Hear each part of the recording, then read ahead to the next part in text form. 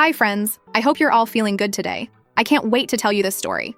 If you're new here, welcome. Don't forget to subscribe and hit that like button so you never miss a video. So, I'm gonna tell you guys about the worst 3 weeks of my life. Okay, so me and Callum, we'd been together almost 2 years, engaged for 4 months.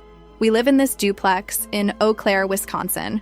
I moved in with him about 9 months ago because my lease was up on the place I was renting closer to downtown, and it just made sense. His side of the duplex had 2 bedrooms, a decent kitchen, and this little back porch where we'd sit when the weather got nice. I'm not gonna lie, I loved that place. I made it ours. I painted the bedroom this sage green color. He said looked dumb, but then admitted he actually liked after a week. I put up shelves. I bought the couch. That matters later. Callum travels for work maybe once a month, sometimes twice. He's gone for 2 to 4 days at a time, usually somewhere in the Midwest. I never had a problem with it. We FaceTimed at night. He'd text me random stuff during the day, send me pictures of bad hotel room art. It was fine, normal. And honestly, I liked having a night or two to myself. I'd do face masks, watch whatever I wanted, eat cereal for dinner. It was a good balance. Then around mid-January, he had a trip that was supposed to be 3 days. He came back and something was just off. Not like in the movies where somebody comes home and they're a completely different person. It was small. He was on his phone more.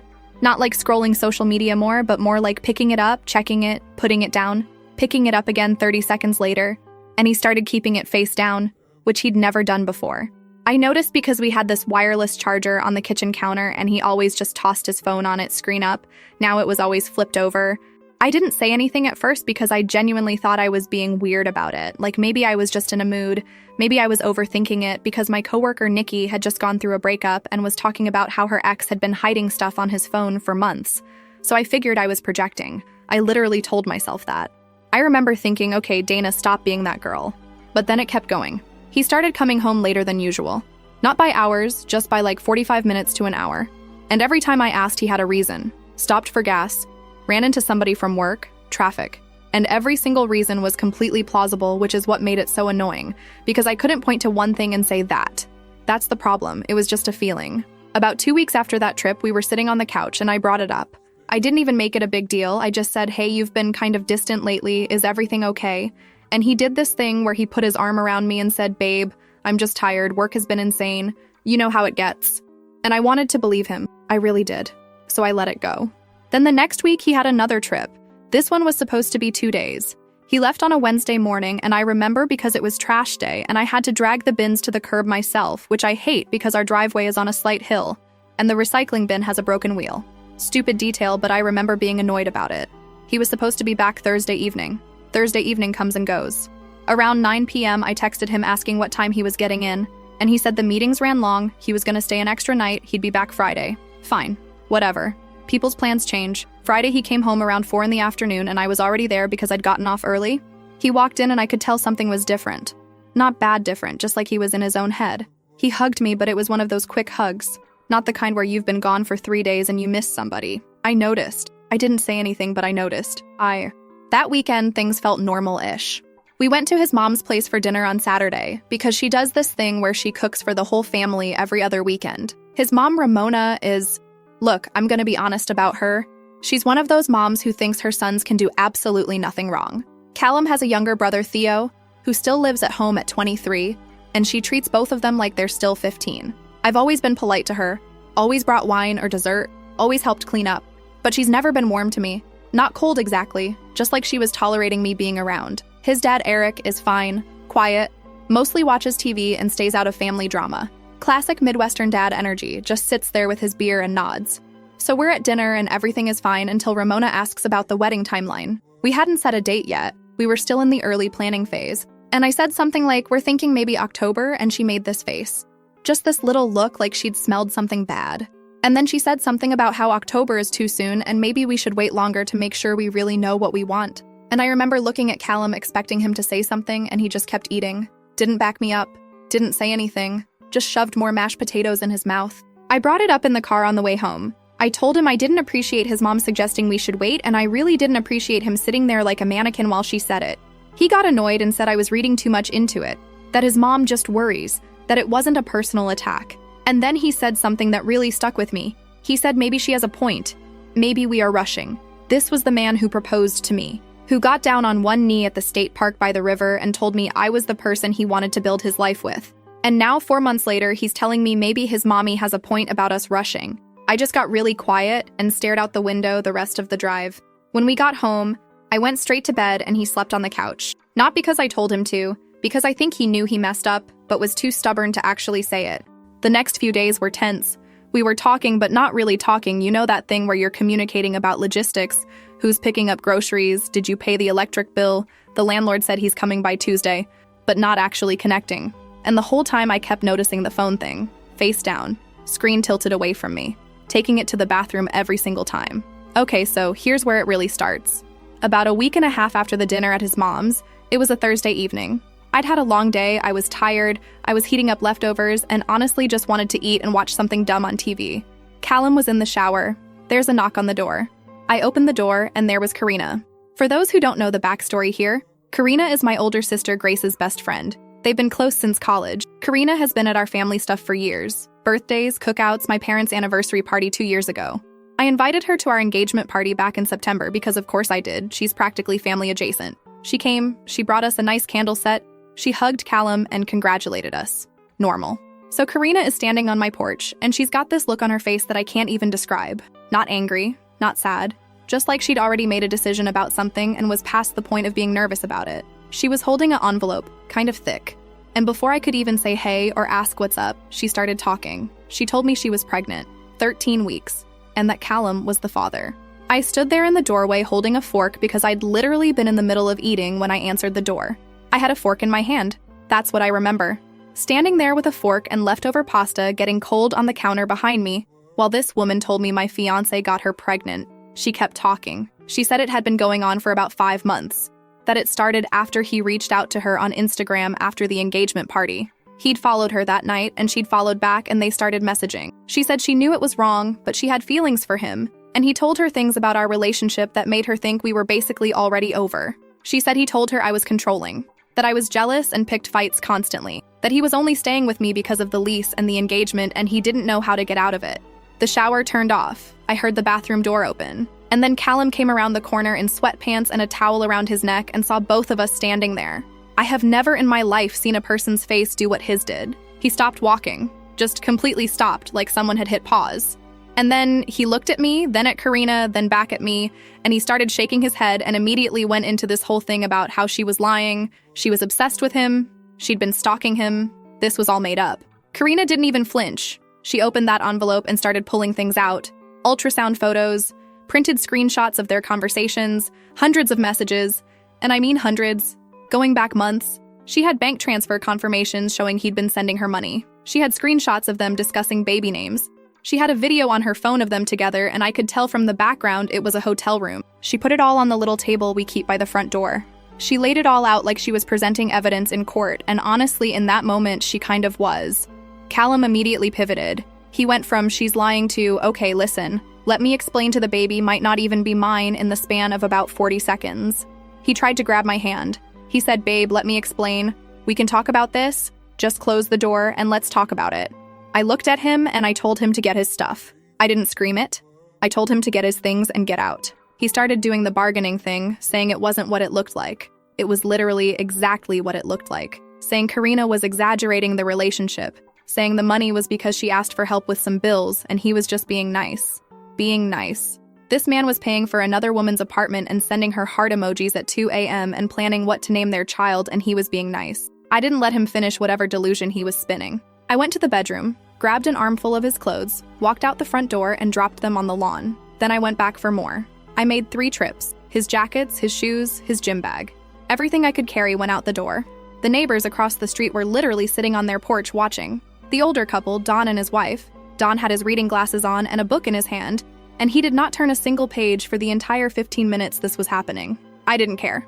I wanted everyone to see. Callum was following me back and forth, trying to explain between trips, and I was not hearing a single word. Karina had already left at some point during this. I don't even know when she walked away. I was so focused on getting his stuff out that I didn't see her go. After I got his things out, I locked the door. Deadbolt, chain, everything. He stood outside for maybe 20 minutes saying my name over and over, saying we needed to talk, saying I was overreacting. Overreacting.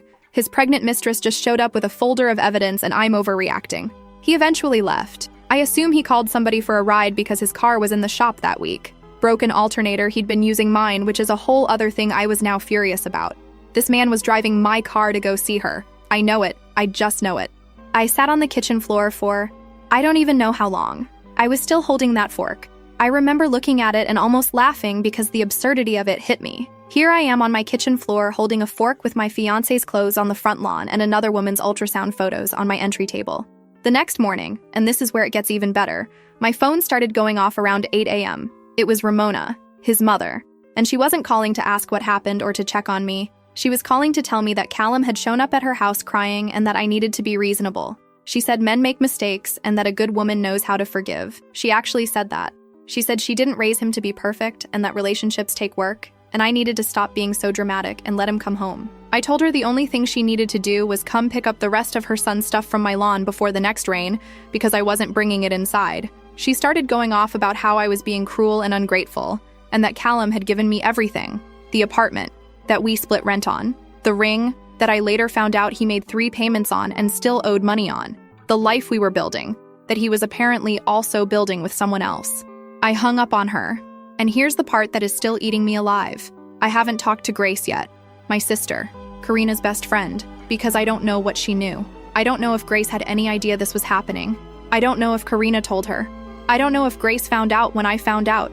And I'm terrified of the answer because if my sister knew and didn't tell me, I swear to God, I don't know what I'll do. That would be worse than Callum.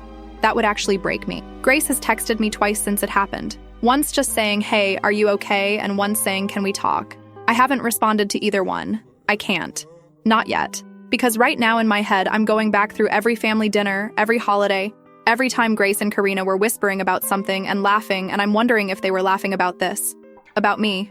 About how stupid I was standing there planning a wedding while my fiancé was planning a baby with somebody else. My mom called me last night and she was careful about it, like she knew something was wrong but didn't want to push. She said Grace had told her that Callum and I had a fight and asked if I wanted to come stay with her and my dad for a few days. I said not yet. My dad apparently tried to take the phone and ask what happened, but my mom stopped him. She knows I'll talk when I'm ready. I know I need to talk to Grace. I know I need to figure out the apartment situation because both our names are on the lease. I know I need to deal with the ring and the shared accounts and the fact that half my furniture is technically his, even though I'm the one who picked it out and put it together. I know there's a million practical things I need to handle. But right now, the thing I keep coming back to is that Karina was at my engagement party. She stood in my parents' backyard and toasted to our happiness. She watched me try on engagement party outfits over FaceTime with Grace. She sat at the table and smiled at me while she was already sleeping with my fiancé. Or maybe it hadn't started yet at that exact point. Maybe it started after, but she was there. She was in my life. She wasn't some random woman. She was someone I trusted by proximity, and she looked me in my face and lied for months. And Callum. He was texting another woman while I was asleep next to him. He was sending her money while telling me we needed to be careful with spending because he wanted to save for the wedding. He told me to spend less on groceries, while he was funding Karina's apartment. I cannot. I know there's more to deal with. I know this isn't close to over. But right now, I just needed to get this out, and I need somebody to tell me what to do about my sister. Because that conversation is coming, and I am not ready for it. Anyway, that's where I'm at. Sorry this is so long. I physically cannot type anymore right now. My hands are cramping, and it's almost 3 a.m., and I have to be up in 4 hours. I'll update when I can. Girl, the second a man starts flipping his phone face down, you already have your answer. You don't need proof, you don't need screenshots, you don't need a whole folder showing up at your door. Phone face down is the confession. We all know this. Every woman on this planet knows this. And yet we still stand there like, maybe he's just tired. No, he's not tired. But honestly, the man is the least interesting part of this whole mess. Like, yeah, he's trash, we've been new. What's got me heated is the mom, because she really called the next morning like customer service for her son. Hello, yes, my son broke your heart, and I'm calling to let you know that's actually your fault. Girl, bye. She's been covering for this boy his whole life, and now she's mad that someone finally stopped playing along. You didn't raise a king, you raised a liar, and the fact that you can't see that is exactly why he turned out this way. And okay, I'm just gonna say it, the sister knows something. I feel it in my bones. Because a real one doesn't send a, hey, are you okay text when your whole life just blew up. She's keeping her distance because she's scared. And people who didn't do anything wrong don't act scared. I'm just saying. First update. So where I left off, I hadn't talked to Grace yet. That was the thing hanging over everything. More than Callum, more than the apartment. more than any of the practical stuff, because the Callum part, as devastating as it was, made a sick kind of sense once I stopped being shocked. He's a liar. He's been a liar. The signs were there and I didn't want to see them. Fine, I can deal with that. What I couldn't deal with was not knowing where my sister stood. I avoided her for 2 more days after I posted. She kept texting. Not a lot, not aggressively, just these little messages like thinking about you and I'm here when you're ready, which honestly made it worse because they could mean anything. They could mean she felt guilty. They could mean she had no idea. They could mean she knew everything and was trying to figure out how to spin it. The not knowing was driving me insane. Then on Saturday morning, my mom called me and she was using her serious voice, the one she uses when she's done being patient. She told me Grace was at their house and that I needed to come over because this situation was tearing the family apart and avoiding it wasn't going to make it better. My dad got on the phone too and he goes, "And I love this man so much," and he goes, "Dana, just come over. I made chili. We'll figure it out." Like chili was going to fix the fact that my fiancé got my sister's best friend pregnant, but that's my dad, Wyatt. His solution to every crisis is food and sitting at the kitchen table until people stop being mad. Half the time, it actually works. So I drove over. 25-minute drive from the duplex to my parents' place in Altoona, and the whole way there, I was rehearsing what I was going to say, and also what I was going to do if Grace told me she knew. I had already decided that if she knew and said nothing, I was done. Not just mad, done. Because that's not something you come back from. Your sister's friend is sleeping with your fiancé and you keep quiet. That's a choice. That's a deliberate choice to let me look stupid. I got there and Grace's car was in the driveway. I sat in my car for probably 5 minutes just staring at that dent and thinking about how Grace called me laughing about it when it happened and how I laughed too, and how that felt like 100 years ago now. I went inside and everyone was in the kitchen. My mom, Jenny, was at the stove stirring the chili even though it was like 10:30 in the morning. My dad was sitting at the table with his coffee. And Grace was at the counter leaning against it with her arms crossed, and she looked like she hadn't slept much either. Good. I mean, that sounds harsh, but I didn't care. I needed to see that this was affecting her too. Nobody said anything for a second when I walked in. Then my mom goes, "Okay, everybody sit." Like we were kids again, and it was time for a family meeting. My dad pulled out a chair for me. I sat down across from Grace and just looked at her and waited. Grace started by saying she didn't know. She said she found out the same day I did because Karina called her right before she came to my door and told her what she was about to do. She said Karina called her and told her everything, the pregnancy, the affair, the plan to come tell me, and Grace tried to talk her out of coming to my house. She said she begged Karina to wait, to let her tell me first, to not just show up unannounced with all of that. And I stopped her right there. I asked her, "Wait, so you knew for what? An hour before I did? And you tried to talk Karina out of telling me?" Grace got flustered. She said, "No, that's not what she meant. She just didn't want me to find out like that, with someone showing up at my door with an envelope full of proof. She said she wanted to be the one to tell me so she could at least be there for me when I found out." And okay, I can kind of see that logic.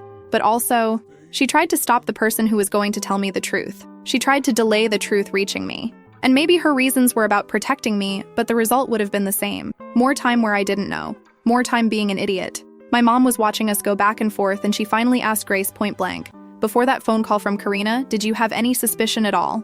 And Grace said no. She said she had no idea Callum and Karina were even in contact. She said after the engagement party, she didn't think anything of it. She didn't know they'd started following each other on Instagram. She didn't know about the messages or any of it. And then she said something that made everything way more complicated. She said Karina hadn't been talking to her much the last few months, that they'd been drifting apart since around November and she didn't know why. Karina would cancel plans, wouldn't respond to messages for days, was vague about what she was up to. Grace said she thought Karina was maybe going through something personal, maybe depression, and she didn't want to push. But now she realized Karina was pulling away because she was hiding the affair and the pregnancy, and she couldn't be around Grace without it coming out. My dad, who had been quiet this whole time, put his coffee down and said something I keep thinking about.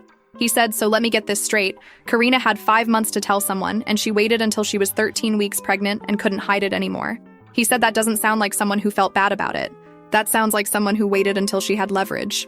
And yeah, that hit different. Because he was right. Karina didn't come to my door out of guilt or sisterhood or wanting me to know the truth. She came because she was pregnant and she wanted Callum to step up and he wasn't doing it fast enough. She told me because telling me was a way to blow up his comfortable situation where he got to have both of us. She didn't do it for me. She did it for herself. My mom started crying at this point, which made me want to cry, but I held it together because if I started, I knew I wouldn't stop. She kept saying she couldn't believe it. She couldn't believe Karina would do this, that Karina had been at their house for Thanksgiving, that she'd bought Karina a birthday present in December.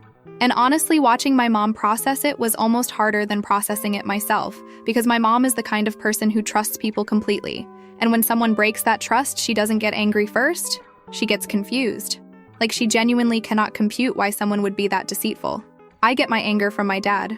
I get my trust from my mom. And right now, trust was not serving me. Grace asked me if Callum had tried to contact me since I kicked him out, and I told her yeah, constantly, which was true. He'd been texting me nonstop since Thursday night. At first, it was the apologetic stuff. I'm so sorry, please let me explain. I know how this looks, but it's not the whole story. Then when I didn't respond, it shifted to frustrated. Dana, you can't just shut me out. We're engaged. You owe me a conversation. I at least deserve the chance to tell my side. Let me repeat that. He said I owe him a conversation. He cheated, he lied for 5 months, he got another woman pregnant while planning a wedding with me, and I owe him a conversation. The entitlement of this man is something I will genuinely never understand. I stayed at my parents' house most of the day. We ate the chili. My dad put on some old movie he likes, and we just sat there together, and it was the first time in days I felt like I could breathe without thinking about Callum or Karina or any of it. But it didn't last because around 4 in the afternoon my phone started buzzing and it was a number I didn't recognize. I ignored it. It called again and again, 3 times in a row. My dad noticed and asked who it was and I said I didn't know. The 4th time it rang, he picked my phone up off the table and answered it himself. I heard him go hello and then his face changed. Not dramatically, just this tightening around his jaw, and he said, yeah, she's here but she doesn't want to talk to you, and then he hung up. It was Callum, calling from Theo's phone because I guess he figured I wouldn't pick up his number. My dad looked at me and said that boy is calling from his brother's phone now, and I could tell he was trying not to say what he really thought. My mom put her hand on his arm. My dad is not a violent person, but he's protective in this quiet way that you only notice when someone crosses a line. About an hour later, I decided I needed to go back to the duplex because I'd left in a rush that morning and I needed to get some things organized. Grace offered to come with me and I let her. I think I needed somebody there because honestly the duplex didn't feel like my home anymore. It felt like a crime scene. We got there, and immediately I saw that the stuff I'd thrown on the lawn was gone. Someone had picked it up. The clothes, the shoes, all of it. I assumed Ramona or Theo came and got it while I was gone. Fine. Less for me to deal with. Grace and I went inside, and I started going through the apartment room by room. Not packing, just looking. Looking at all the things that now felt contaminated. The couch where he'd sat texting her. The kitchen counter where he kept his phone face down. The bedroom where he'd come to bed after messaging her and put his arm around me like nothing was wrong. I opened the closet, and most of his clothes were still there because I'd only grabbed what I could carry during my lawn tantrum. His side was still full. Shirts I'd bought him. That stupid expensive jacket he got at the outlet mall in Johnson Creek that he was so proud of. His dress shoes. It all felt like looking at a stranger's things. Grace was being quiet, just following me around, not pushing. She sat on the bed while I stood in the closet doorway, and finally I turned around and told her I needed to know something. I needed to know if there was any part of her, even a tiny part, that saw anything between Callum and Karina at the engagement party. Any look, any conversation, any moment that seemed off. She thought about it for a while, and then she said there was one thing, but she didn't think it meant anything at the time. She said at the party Karina had asked her what Callum's Instagram handle was because she wanted to follow us both and post pictures from the party. Grace gave it to her. She literally gave Karina the direct line to my fiancé and thought nothing of it because why would she? That's what normal people do. Normal people don't assume their best friend is going to use an Instagram follow to start a 5-month affair with their sister's fiancé. Grace looked wrecked telling me this. She kept saying she was sorry, that she felt responsible, that she should have noticed something when Karina started pulling away. I told her it wasn't her fault and I meant it. She didn't do this. Callum did this. Karina did this. Grace was collateral damage, same as me, just a different kind. We left the duplex around 7 and I followed Grace back to my parents' house because I decided I was going to stay there for a few days. I couldn't sleep in that bed anymore. I just couldn't. That night, I made a decision. I was going to talk to Callum. Not because I owed him anything, not because I wanted closure, and definitely not because there was any chance of reconciliation. I was going to talk to him because I had questions and I wanted answers and I was going to get them whether he wanted to give them to me or not. I texted him from my mom's kitchen at like 11 p.m. I said, I'll talk to you tomorrow. Meet me at the picnic area by the river at noon. Don't bring anybody. He responded in about 4 seconds flat. Said okay and thank you and that he loved me. I left that on read because the audacity of typing I love you to the woman whose life you just detonated is not something I was going to dignify with a response. The next day was Sunday. I got up, ate breakfast with my parents, and drove to the river. It's this park along the Chippewa where they have picnic tables and grills and a walking path. In winter, nobody's really there because it's Wisconsin. I didn't want walls. I wanted to be able to walk away at any time. Callum was already there when I pulled in. He was sitting at one of the tables in his truck. When he saw my car, he got out immediately and walked toward me. He was wearing clothes I didn't recognize, which meant he'd gone and bought new stuff, or Ramona had given him some of Eric's old things. Either way, it hit me in this weird way. He already looked like he didn't belong to my life anymore. I got out and we stood by my car because I was not about to sit at a picnic table in the cold and have a nice little chat. I told him he had 10 minutes. He started with the apology, which I expected. Saying he messed up, he knows he messed up. He's not trying to minimize it. But then, and here's where it got interesting, he started trying to explain it. Not excuse it. Explain it. Like there was a difference. He said the engagement scared him. That after he proposed, he started panicking about whether he was ready. He said he didn't talk to me about it because he didn't want to hurt me, and he didn't want me to think he was having second thoughts. So instead of talking to his fiancé about his feelings about their engagement, he went and started messaging another woman. Make it make sense, because I cannot. He said the thing with Karina started out as just talking, that she was easy to talk to and she didn't put pressure on him and it felt different. I told him yeah, it felt different because it was new and exciting and she wasn't the one asking him to take out the trash or split the electric bill. That's a vacation from responsibility. He didn't have an answer for that. Then I asked him about the money, the bank transfers. I wanted to know how much. He tried to dodge it, saying it wasn't that much, just helping her with some things. I said no, I want a number. How much of our money, because we have shared expenses and his money going somewhere else affects my financial situation? How much did you send her? He finally said it was around $3,000 over the last few months. $3,000. While he was telling me we couldn't afford the wedding venue I wanted. While he was saying maybe we should push the wedding back to save more.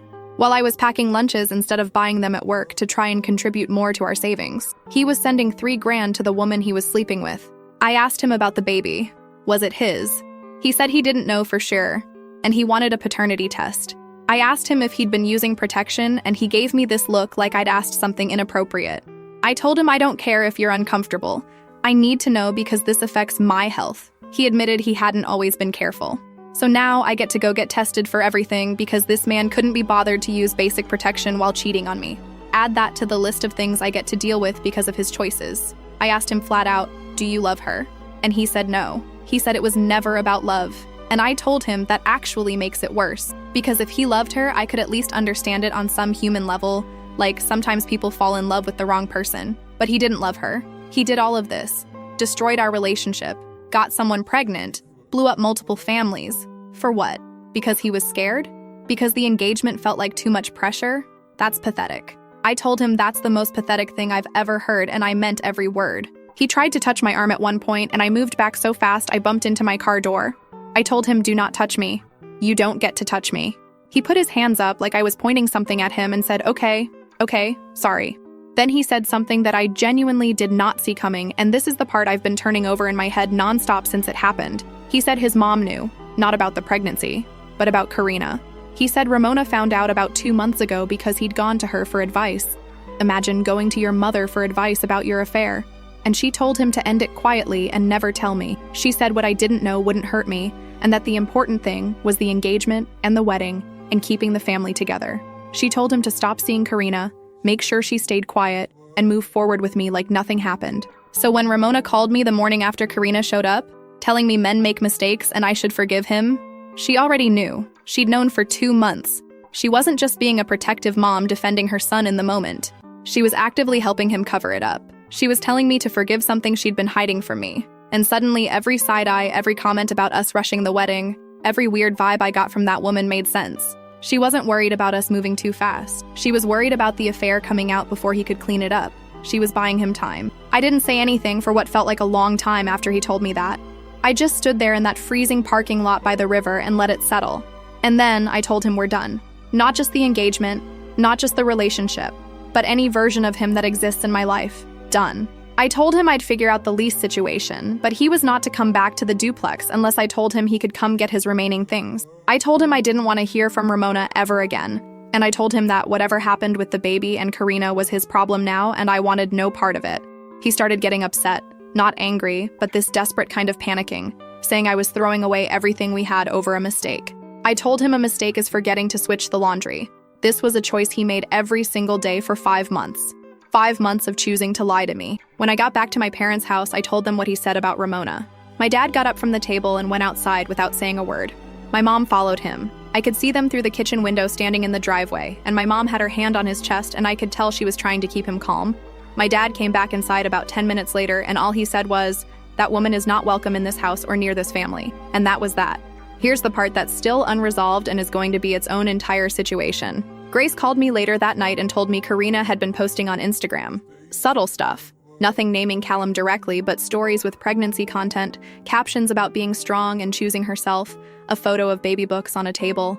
And the worst part, she was getting support. People were commenting heart emojis and congratulations and "You're going to be an amazing mom." People from our social circle, people who know me, people who were at my engagement party. And nobody was connecting the dots publicly, but Grace and I both knew what it meant. Karina was setting up her narrative. She was positioning herself as the brave single mom before the full story came out. And I'm sitting here thinking about the fact that this woman has not apologized to me. She came to my door not to say sorry, not because she felt guilty, but because she wanted to force Callum's hand. She used me as a weapon against him. And now she's on Instagram collecting sympathy and baby book recommendations while I'm at my parents' house trying to figure out how to untangle my entire life from a man who was living two of them. So that's where I am. There's more to deal with. The lease, the ring, the shared bank stuff. And oh yeah, the fact that Grace is now dealing with the fallout of losing her best friend over this, because Karina's calls and texts to Grace have gone completely unanswered. Grace is furious. My parents are furious. I'm furious. And Callum is still texting me every single day, telling me he'll do anything, he'll go to counseling, he'll cut all contact with Karina, he'll prove himself, every text more desperate than the last. Okay, I need to stop because this is getting long again. And also I just realized I haven't eaten since breakfast and it's 10 p.m. I'll update again when the Grace and Karina situation develops. Every woman has dated a man who runs to his mama the second things get hard. Every single one of us. And his mama always says the same thing. He's not perfect, but he's a good boy. Girl, he is 30. He is not a boy, he is a grown man who chose to be trash and you helped him take out the bags.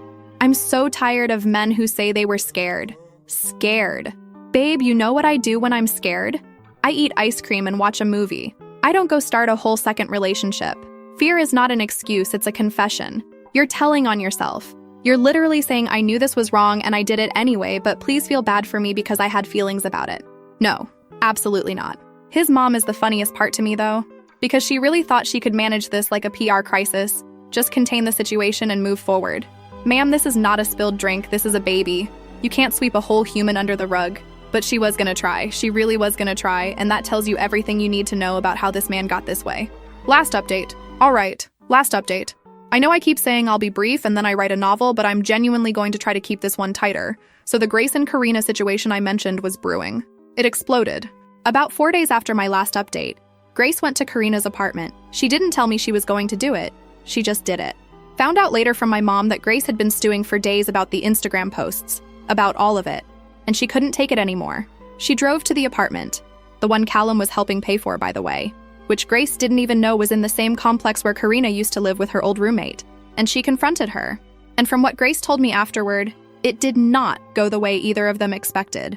Grace went in there ready to go off, and instead Karina was completely calm about it. Like she'd already processed everything and moved on emotionally while the rest of us were still in the wreckage. Grace told her she was disgusted, that Karina had been at their family events, that she'd sat across from me at Thanksgiving and smiled at me while this was happening. And Karina's response was that she didn't owe Grace an apology, because Grace wasn't the one who got hurt. I was. And she'd already done what she needed to do by telling me the truth. Grace lost it at that point. She told Karina that coming to my door wasn't about telling me the truth and everybody knows it. It was about forcing Callum to choose because he was dragging his feet on stepping up about the pregnancy. And Karina, and this is the part that made me want to throw something when Grace told me, Karina said, "Yeah, so what?" She said she was pregnant, and the father of her baby was stringing her along while playing house with me, and she did what she had to do. No guilt, no remorse about how she did it. Just straight up, yeah, I used the situation to get what I needed. Grace told her they were done. Years of friendship, over. Karina apparently just shrugged and said she figured that was coming. When Grace called me after and told me all this, I had about 15 different reactions at once. I was angry at Karina for being so cold about it. I was weirdly impressed by how blunt she was. And I was sad for Grace because losing a best friend, even one who turned out to be capable of something like this, still hurts. Grace was crying on the phone and trying not to show it, and I could hear it in her voice. That specific sound when someone's trying to talk normally, but their throat keeps catching. Now, Callum. He showed up at my parents' house. just rolled up in a car I didn't recognize. Later found out it was Theo's. My mom was at the grocery store. My dad was home. My dad answered the door, and from what my dad told me later, Callum asked if he could come in and talk to me. My dad told him no. Callum kept pushing, saying he just needed 5 minutes, saying things had gotten out of control, and he wanted to make it right. My dad told him the time for making it right was 5 months ago when he decided to step outside his engagement. He told Callum that he'd looked him in the eyes at the proposal and shaken his hand and welcomed him into the family, and Callum had made that handshake mean nothing. My dad said Callum just stood there on the front step and didn't have a single word to say to that. Then Callum tried something I did not expect. He told my dad the baby might not be his, that he was pushing for a paternity test, and he said if the baby isn't his, then there's no reason Dana and I can't work through this. Like, the only problem was the pregnancy.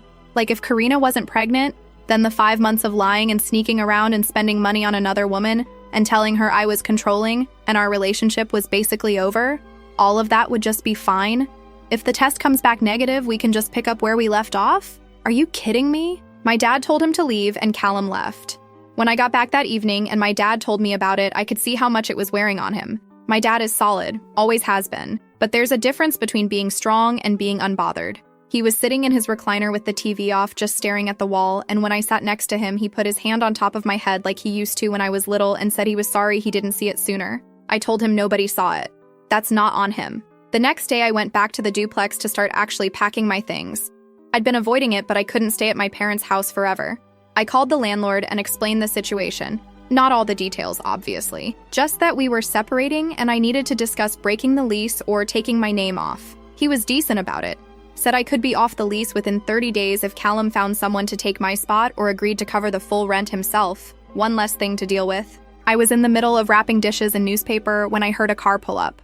I looked out the kitchen window and it was Ramona. She didn't knock. She walked in through the back door, which was unlocked because I'd been carrying boxes to my car through it. She came into the kitchen and started talking immediately, before I could even react. She was saying she knew I was angry, and I had every right to be, but that I needed to understand the full picture. That Callum was struggling. That the pressure of the engagement had been too much for him, and instead of talking to her, he'd made a terrible decision. She said she told him to end it as soon as she found out. She said she'd been trying to fix it behind the scenes for months. And that's when I stopped her. I asked her if she heard herself. She'd been trying to fix it behind the scenes. She'd been actively managing her grown son's affair while smiling at me across the dinner table every other Saturday. She came to family meals knowing what was happening, and she chose him over telling me the truth every single time. I told her she didn't fix anything, she helped him hide it. There's no version of fixing it that involves keeping the person being lied to in the dark. That's being an accomplice. She tried to turn it around, said I was being too harsh, that mothers protect their children, and I'd understand that someday. I told her no. I told her a good mother tells her son to face what he did, not help him bury it. I told her my mother would never do what she did. My mother would drag me by my ear to the person I wronged and make me apologize and deal with the consequences. That's what good parents do. Ramona got quiet, and then she said something that told me everything I needed to know about this family. She said, well, I'm sorry you feel that way, but Callum is my son and I'll always choose him. And I said, I know you will. That's the problem. I told her to leave and she did. I finished packing that afternoon, took everything that was mine. The sage green paint could stay. The shelves could stay. The couch that I bought. I thought about taking it, but honestly, I didn't want anything that had been in that apartment. Let him sit on it and think about what he lost. It's been about a week since then. I'm at my parents' house still, looking for my own place. Something small, just for me. My dad has been looking at listings and texting me links with commentary. Like, this one has a nice porch, or the kitchen looks decent. Gas stove. I'll check the pilot light for you. My mom makes me breakfast every morning, even though I tell her she doesn't have to. Grace comes over almost every day, and we've actually been closer the last 2 weeks than we've been in years. Karina is still posting pregnancy stuff. I unfollowed her. Grace unfollowed her. I don't know what's going to happen with the baby or the paternity test or any of it. That's his life now, not mine. I got my STI results back. All clear. That was a good day. My mom made a cake because she said we were celebrating clean health, which was the most mom thing she's ever done, and I love her for it. The ring is in a box in my old bedroom at my parents' house. I don't know what to do with it yet. He still owes money on it apparently, so maybe I'll give it back and let him deal with the payments. Or maybe I'll sell it and use the money toward first month's rent on my new place. Haven't decided. I have time. I keep thinking about something my dad said when all this first happened. He said, Dana, you're 27, you have your whole life. This is a chapter, not the book. And I know that's true even though right now it feels like the longest chapter ever written. But I'm turning the page, on my terms. To everyone who followed this whole mess, thank you, genuinely. The comments on my posts, the DMs, the people who shared their own stories, you're all invited to my non-existent wedding to a man who doesn't suck, whenever I find him. No rush. Okay, I'm done. For real this time. My dad just yelled from downstairs that dinner's ready, and honestly that sounds better than anything Callum ever offered me. Take care of yourselves, and trust your gut. Always trust your gut. This man showed up at her dad's house and said, if the baby isn't mine, we can work it out. And that, right there, tells you everything about how men like this think. They don't see cheating as the problem. In his head, he literally did the math and went, okay, minus the baby equals we're fine, right? No, dude. No, you can't just subtract the consequences and keep the crime. But he really thought that was gonna work. He really drove over there with that pitch like it was a good idea. The confidence of mediocre men will never stop amazing me. And his mom, walking in without knocking like she owns the place. I'll always choose my son. Yeah, girl, that's why he's like this. You've been choosing him over everything his whole life. Over the truth, over other people's feelings, over basic human decency. You chose him so hard he never learned how to be a real man? Congratulations, mama, you played yourself. Now you get to keep him forever because nobody else is gonna want him. Oh, anyway, that's the story. Love you guys. See you in the next one.